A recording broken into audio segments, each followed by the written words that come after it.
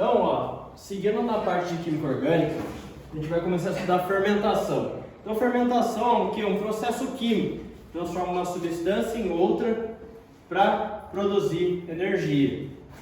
Então, essa fermentação ela é feita por micro-organismos, ou seja, bactérias ou fungos, e ela pode ser aeróbica ou anaeróbica. Aeróbica é quando ela acontece na presença de oxigênio, e anaeróbica é quando ela acontece sem a presença de oxigênio. Então, basicamente, o que acontece? A gente pega a sacarose, mistura ela com água, aí a gente tem os micro-organismos que vai produzir glicose mais frutose.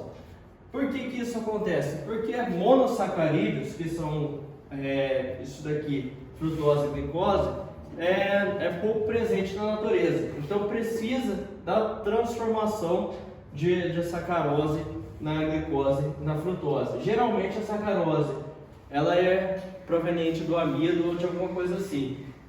Então quando você estiver na presença de água mais micro-organismos, a gente vai ter a glicose e frutose, que aí sim vai ser disponível para a gente obter energia.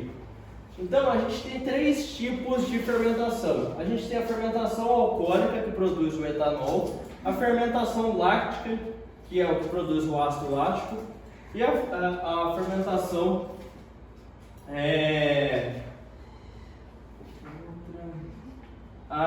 do ácido acético.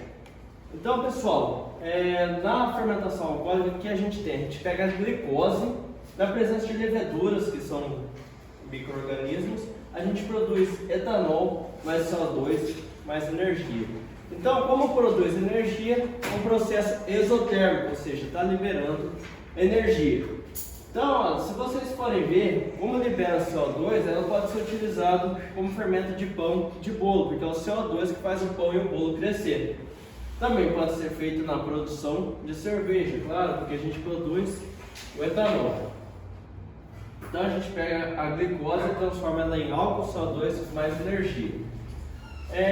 Na fermentação lática, a gente produz, em vez de etanol, a gente produz o ácido lático.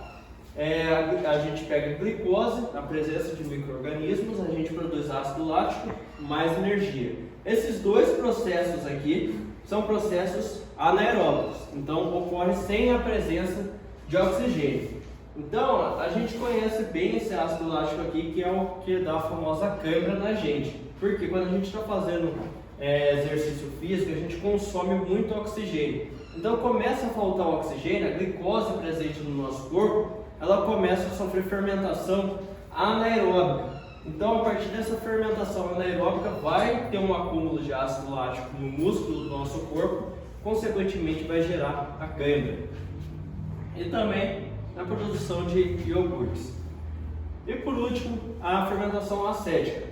Essa daqui é aquela que produz o vinagre, por exemplo.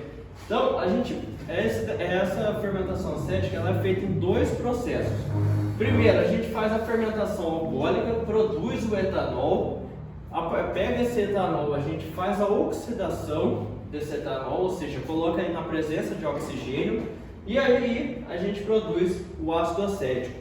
Então é por isso que a partir do vinho a gente consegue transformar ele em vinagre, que a gente faz a fermentação alcoólica, a fermentação acética. Então esse é o único das três que é um processo aeróbico, que ocorre na presença de oxigênio. Então aqui, essa curiosidade, são as fórmulas dos produtos produzidos em cada uma das fermentações. Então, na fermentação alcoólica, a gente transforma a glicose em etanol. Está aqui a fórmula do nosso etanol, com a presença da hidroxila aqui, né, que é a característica do álcool. Aqui está a fórmula do ácido lático, que é produzido na fermentação lática. E aqui o ácido acético, que é o último produzido, que é feito em duas etapas. Só alguma dúvida?